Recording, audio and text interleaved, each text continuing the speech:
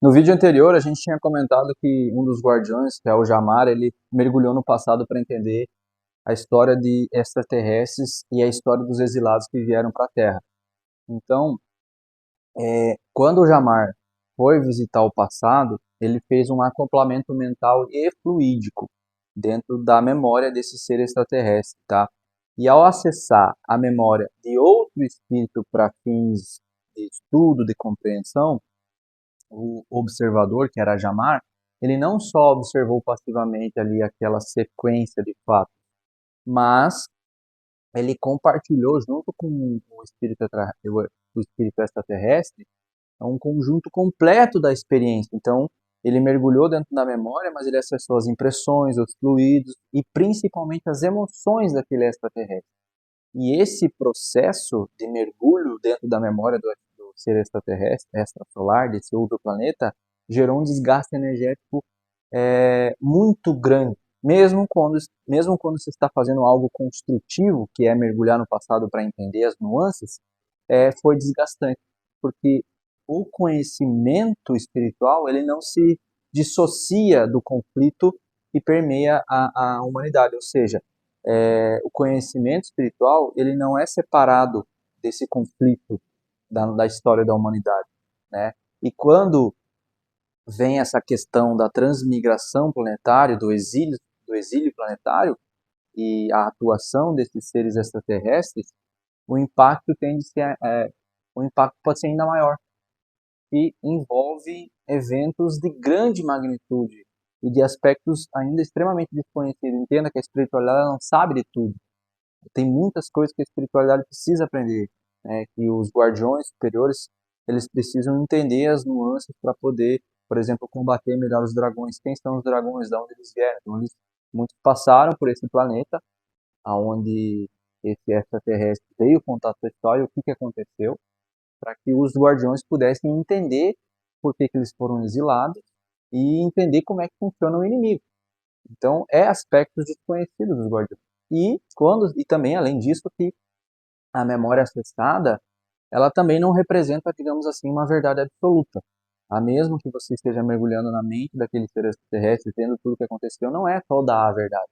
Porque o depoimento é de quem está compartilhando os registros, é o depoimento é o depoimento do próprio extraterrestre, entende? Daí revela os próprios pontos de vista deles e o recorte dele dos acontecimentos.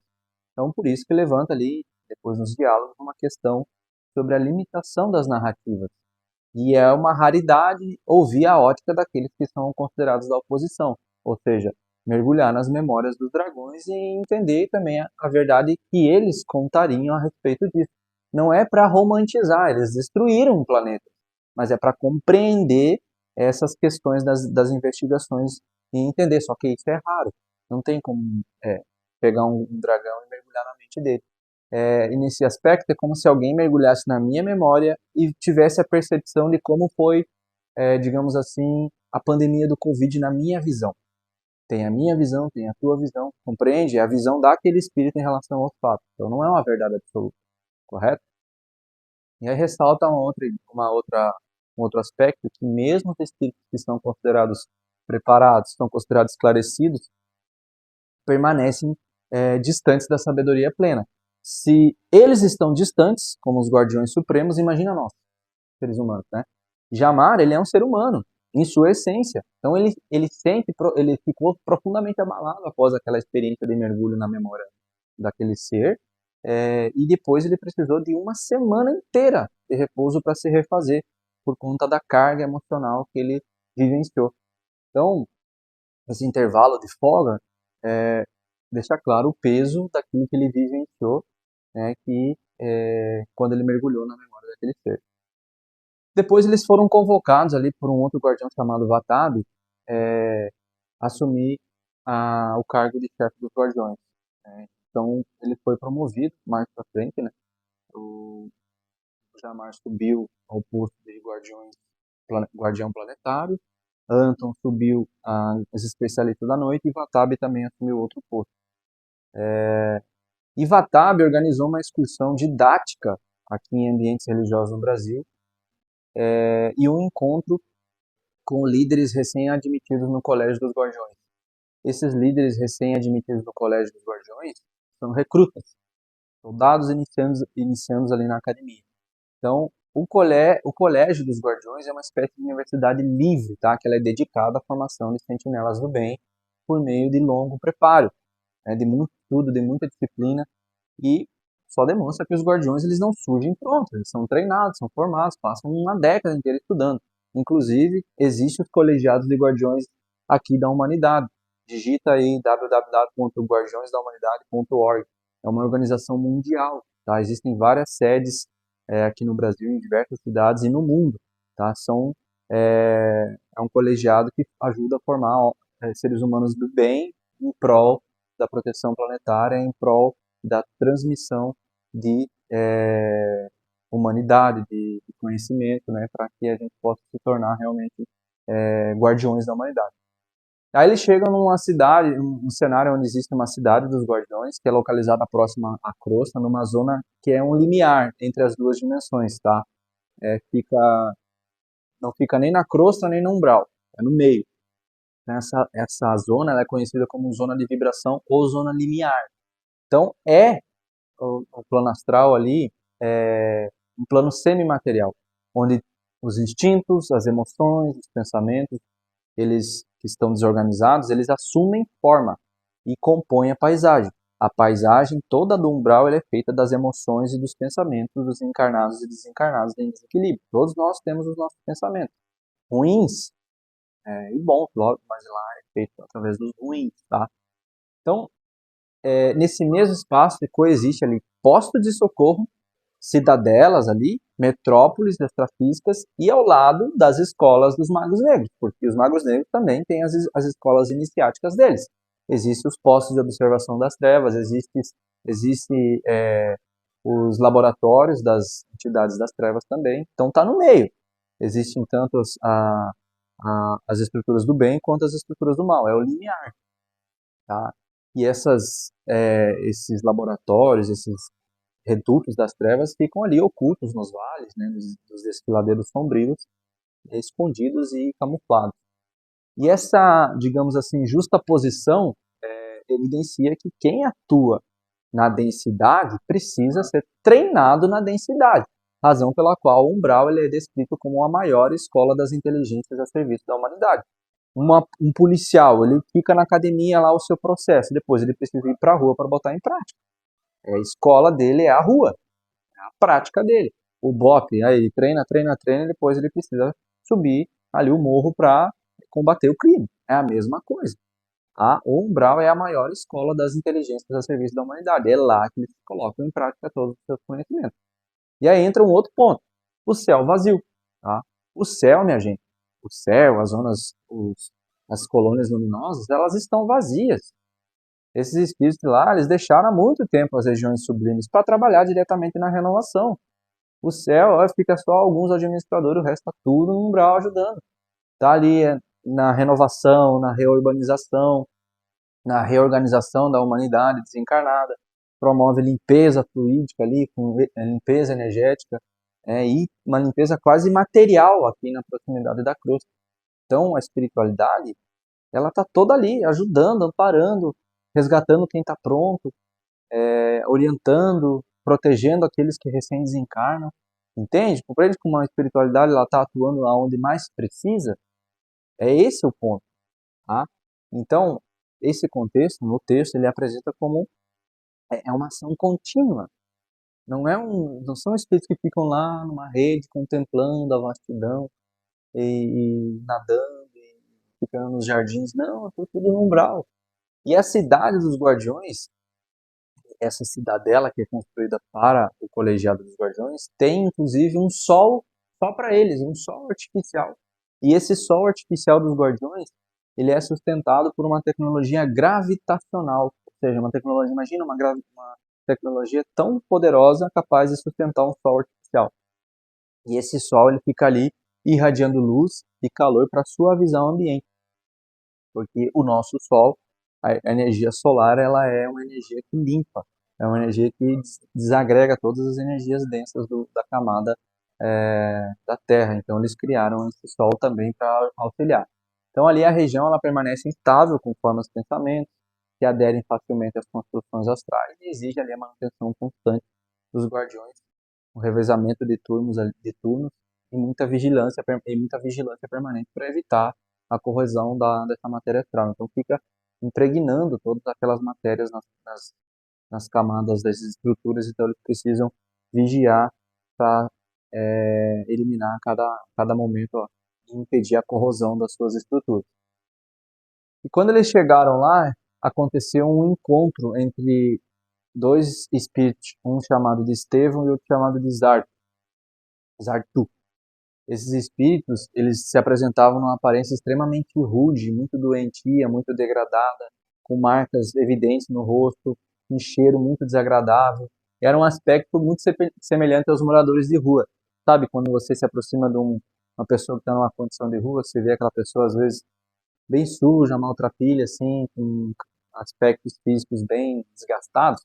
Eles parecidos, se encontraram com esses espíritos, eram parecidos com essa aparência. E essa aparência traz um contraste com essa imagem que a gente tem de espíritos superiores. Que a gente acha que espírito superior ele se apresenta com uma elevação superior, uma estética luminosa, um ser sublime, belo, com um rosto angelical. Só que, apesar de tudo isso, o Jamar e Pai João de Aruanda chegaram e trataram eles ali com muito respeito e com muita familiaridade, como se já conhecessem os dois espíritos há muito tempo. E ali eles receberam desses dois espíritos orientações registradas em um documento. Eles tiraram o documento da bolsa e entregaram para o Pai João, para Jamar ali. E essa revelação de que aqueles espíritos eram emissários do alto, que são emissários do alto, aqueles dois espíritos, Estevão e os Artu, causou certo desconforto nos guardiões, que eram os novatos, porque reforça, né, a ideia de que a hierarquia espiritual ela não se pauta por aparências. Então, quando eles chegaram lá e viram que Pai João e Jamar foram conversar com aqueles dois espíritos e que eram espíritos extremamente familiares, os guardiões ficaram, como assim, está conversando com esses dois espíritos? Aí foi revelado para ele que eles eram dois espíritos extremamente elevados que estavam trabalhando lá. Então, esses espíritos, eles se revestem de uma aparência que se aproxima aos espíritos que estão lá embaixo. Quem está lá embaixo? São os seres humanos desencarnados, desequilibrados, que se encontram uma aparência extremamente degradada, debilitada, com roupa suja, muito sem membros, com feridas profundas, com um odor desagradável. Então esses espíritos não vão chegar na sua forma sublime, angelical, porque causaria muito impacto naqueles espíritos e poderia, digamos assim, de certa maneira humilhar eles. Então esses espíritos se apresentam numa roupagem que melhor acessa esses espíritos lá. E aí o Vatabe, que é aquele outro guardião, ele encontra o Jamar e Pai João e eles examinam esse mapa, esse documento que eles receberam de Zartu e de Estevão, e indica ali um planejamento e a navegação precisa, porque esses espíritos estão lá justamente para isso, para estudar as estratégias, quais são os lugares adequados para ir e vir, os portais, entende? Então o objetivo ali dessa excursão que eles estão fazendo é compreender o mito do Exu no Candomblé, tá? E depois da Umbanda. Então, para ampliar a compreensão dos novos guardiões, daqueles novos recrutas ali, sobre os sentinelas, ou a chamada polícia do astral, eles fazem essas incursões aqui no plano terrestre e visitam terreiros, casas, centros espíritas para entender o que se passa no plano astral de todos esses lugares, tá? E aí, antes das incursões, são dadas as orientações rigorosas de segurança, né? Porque a região não é uma região isenta de risco. Tem ameaça constante das forças das trevas, tem que tomar cuidado. Então, eles reforçam essa segurança, tá? E os guardiões encarnados ou não, porque tem guardiões encarnados, tá? A gente permanece em alerta constante, porque tem que estar ciente do livre-arbítrio da lei de causa e efeito, que tem coisas que não podem ser anuladas, né? Então, os guardiões, eles auxiliam e protegem dentro dos limites do que não é kármico. Nós temos situações kármicas que nós precisamos passar. É necessidade nossa, do nosso espírito, por passar por determinadas situações para nos engrandecer ou para equilibrar ou para quitar certos débitos. A gente não está isento do que não é do nosso karma. Isso vai acontecer.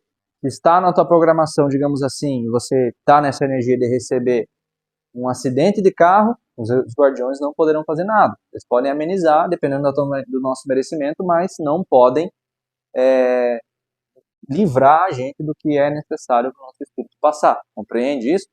Então, beleza. Então, no candomblé, minha gente, o som dos atabaques, cânticos ali, eles produzem efeitos mecânicos diretos no astral. E esses sons mecânicos, os atabaques, eles produzem, eles varrem os fluidos daninhos daquele espaço, varrem as formas de pensamento desorganizadas, as larvas astrais, não por ação consciente de entidades, mas pela vibração do ritual em si. Só o som dos atabaques, a cantoria, a alegria, tudo isso gera uma energia que varre as energias densas, que desagrega as larvas astrais. Entende? É a vibração do ritual em si. E essa tecnologia vibratória, ela está incorporada na tradição do candomblé, em muitas tradições que descendem da África, né? Independente da consciência dos praticantes, né, ali dos filhos de santo daquela casa, dos pais de santo, que muitos não compreendem essa tecnologia vibratória.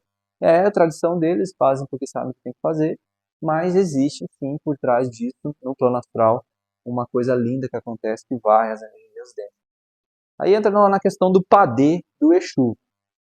O padê de Exu, com vela, objeto ritualístico, né, que é os alguidar, aqueles pratos de cerâmica e várias outras, traz alguns princípios que eles explicam, que é o seguinte: a vela, ela não tem um poder intrínseco, tá?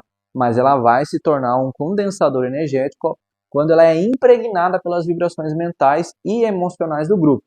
Todo o grupo vai lá, tem um monte de vela, começa a botar energia positiva naquela vela, que aquela vela ilumina nossos caminhos, que abre os caminhos para as entidades, clareia as sombras, pronto. Aí sim, aquela vela se torna um poderoso condensador energético. Então é tudo mental, toda a intenção que você coloca aí se torna um elemento fundamental. E quando o ritual é realizado, o ritual do candomblé forma um campo de força semelhante a um escudo tridimensional. Esse escudo tridimensional ele é sustentado pela fé coletiva e pelos assentamentos de cada orixá ali, daquele barracão, daquele chão de terreiro. Tá?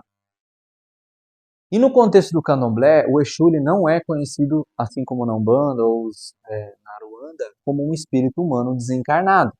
Mas o Exu do candomblé ele é uma força associada aos elementais da natureza. E esses Exus, que são elementais da natureza, eles são coordenados pelos antepassados e fundadores do culto que já desencarnaram. Ou seja, aquele barracão, muitos antepassados daquela casa, ou que se afinizam com aquele culto, ou os antepassados daqueles encarnados que estão ali, são eles que coordenam os elementais da natureza para a proteção da casa. Então, o Exu, nesse contexto, ele é um polo negativo em oposição ao polo positivo dos orixás. Então, sendo que negativo é entendido como uma questão de complementar e regular, não como algo maléfico, tá? O Exu é um polo negativo dos polos positivos dos orixás, mas ele não é uma entidade negativa no sentido maléfica. É apenas uma polaridade inversa, certo? Existe uma lei cósmica que se chama a lei da polaridade, positivo e negativo. Existe em tudo, tá? E essa concepção, ela difere, essa concepção de Exu elemental da natureza, ela difere da estrutura hierárquica dos guardiões de Aruanda, porque envolve forças naturais e uma coordenação daquele local. É uma coordenação local e não um comando superior como existe a ordem dos guardiões planetários, né, que existe uma hierarquia toda até chegar no Exu moderno, digamos assim, no Exu recruta ou recém-iniciado que protege individuais, que protege pessoas, enfim. Então, essa eficácia da proteção dos terreiros de candomblé com esse Exu depende da ameaça. Então, os Exus do candomblé, eles conseguem lidar com contaminações fluídicas comuns, com feitiçarias, com forças semelhantes a enfrentadas ali cotidianamente, mas é insuficiente contra magos negros ou cientistas das trevas, tá? Cuja ali os conhecimentos ultrapassam todo esse escopo. Então, esses Exus elementais, eles não conseguem bater de frente contra magos e cientistas das trevas, tá? Precisa de muito mais preparo. E os Exus, a maioria da Umbanda também não. Porque precisa de muito preparo, entende? Precisa de muito preparo, de muito estudo. Então, se eles não conseguem, imagina nós.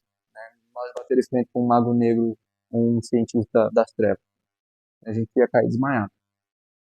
Aí entra uma questão, dentro desses barracões, do orgulho e preconceito que é presente em muitos ambientes espiritualistas, que impede o estudo aprofundado da vida oculta. Existem muito mais do que apenas seguir aquelas tradições que foram passadas de geração em geração e não se avança, fica só parado no tempo, naquilo, sendo que as estruturas das trevas estão cada vez mais evoluídas, né? Então, enfim, precisa de estudo.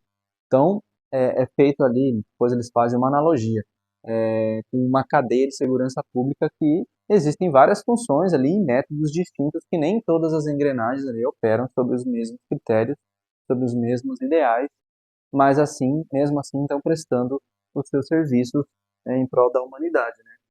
Então é necessário muito estudo, é necessário aprendizado, todos nós.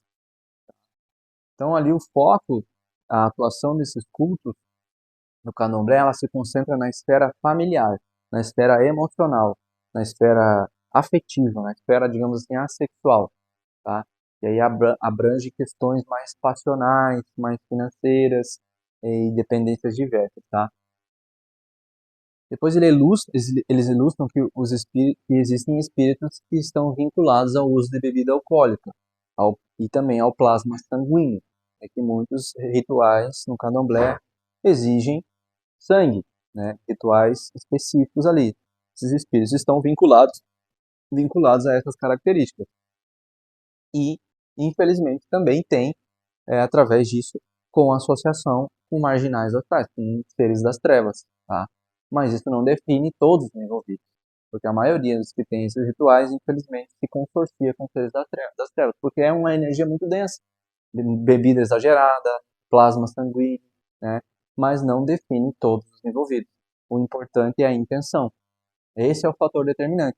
Se uma pessoa tem umas atitudes ruins e faz esse tipo de coisa, pode ter certeza que precisa da treva. Agora, se a intenção dela, o coração dela for amoroso, aí é outra conversa. Aí o valor do auxílio prático ali é destacado em detrimento da ritualística vazia. Então, reconhece que muitos erram porque desconhecem ou pelas limitações culturais, porque eles aprenderam daquele jeito e não se abrem para novos conhecimentos. Então, ficam limitados culturalmente somente naquela estrutura ali e não avançam, não estudam, não se aprofundam sobre o lado oculto, né? E aí eles entram no barracão e ali revela um ambiente muito bonito, de alegria, de música, de muita cor e de muita emoção. Para quem já foi no terreiro de Candomblé sabe que é muito lindo. Existem muita emoção, muita cor, muita música, muita dança. E aí existe um sentinela ali que é de porte bem imponente, que guardava a porta. Ele estava vestindo uma capa negra, lembrando um cavaleiro antigo, e era subordinado a uma falange conhecida como tranca-ruas. Alguém já ouviu falar aqui de tranca-rua? Então, esse espírito estava ali protegendo a entrada. E aí no interior observou um tipo ali de transe distintos. Era um transe mediúnico ali dos médiums. Então o médium não estava incorporado por um espírito, mas estava sendo atravessado por uma força da natureza. Porque o candomblé cultua os orixás. Então era uma força da natureza que estava ali atravessando, estava inebriando ali o médium, deixando ele em transe. Então é uma descarga energética que, digamos assim, que afasta o do pretérito e caracteriza essa manifestação de um orixá menor canalizado na energia de um orixá maior. Tá? Então é assim que funciona com os médiuns do terreiro do candomblé. E aí, depois, posteriormente, esse grupo estava ali aprendendo toda a estrutura por trás de uma gira de candomblé, de um trabalho ritualístico. Eles visitaram o local dos assentamentos, né, que são os pontos de assentamento dos orixás. E nesses assentamentos tem louça, tem pedra, tem símbolo metálico, tem colar, tem vários elementos ritualísticos ali que estão magnetizados pelo zelador do culto, pelo pai de santo da casa, pela mãe de santo daquela casa. E esses assentamentos, eles funcionam como se fossem transformadores energéticos. Também funcionam como magnetizadores e etéricos, tá? Não são transformadores energéticos, transformadores magnéticos, transformadores etéricos, tá? E eles emitem fluxos de energia espiral, em cores muito intensas, em vultos refinados associados à vibração dos orixás. E é muito lindo eles observando tudo isso. Por trás de toda a ritualística existe um processo lindo e maravilhoso acontecendo por trás. E essa estrutura ela é comparada aos antigos templos à Arca Sagrada.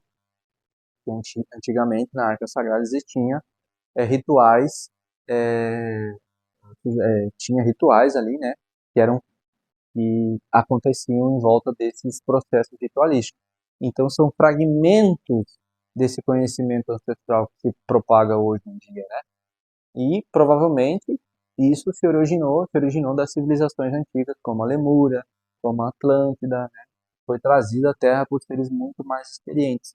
Então passou de geração em geração e chegou nos dias atuais. Claro que hoje em dia, infelizmente, é um conhecimento já bastante diluído, já bastante, assim, perdeu-se boa parte do conhecimento verdadeiro real, porque os africanos eles receberam parte dos conhecimentos ocultos, a outra parte ficou oculta. E aí eles transmitiram a metade dos conhecimentos que foram sendo diluídos e degradados e deturpados ao longo dos anos, né, ao longo dos milênios. Mas bem, pois bem, o que hoje é chamado de magia, um dia em outro tempo foi chamado de ciência. Então esse saber ele poderá ser redescoberto quando a humanidade superar preconceitos e ampliar a compreensão das forças vivas da natureza e do cosmos. Antigamente existia muito mais conhecimento magístico do que hoje. Porque hoje imagina, tu entrega uma faca na mão de uma criança, vai sair matando, machucando todo mundo. Nós não temos capacidade ainda de criar, de pegar um conhecimento desse e colocar em prática. Compreende? Nós não temos esse discernimento. A gente vai fazer merda. A gente vai sair atacando todo mundo, destruindo todo mundo. Entende? Então esses conhecimentos eles eram muito mais latentes na época da Lemúria, da Atlântida, na época do Egito Antigo. Existiam escolas iniciáticas que ensinavam sobre os conhecimentos ocultos da magia, dos rituais. Só que ao longo dos anos, né, o ser humano foi se tornando que no que somos hoje, entrou a tecnologia, esse conhecimento está cada vez mais oculto. E até porque se desse conhecimento para a maioria das pessoas, todo mundo ia usar em favor dos seus interesses. Dinheiro, coisas materiais, para destruir, para poder, para orgulho, ego, vaidade. Então, tem muito conhecimento que está guardado às sete chaves e só vai ser aberto após a humanidade ter um mínimo de merecimento para receber esse conhecimento.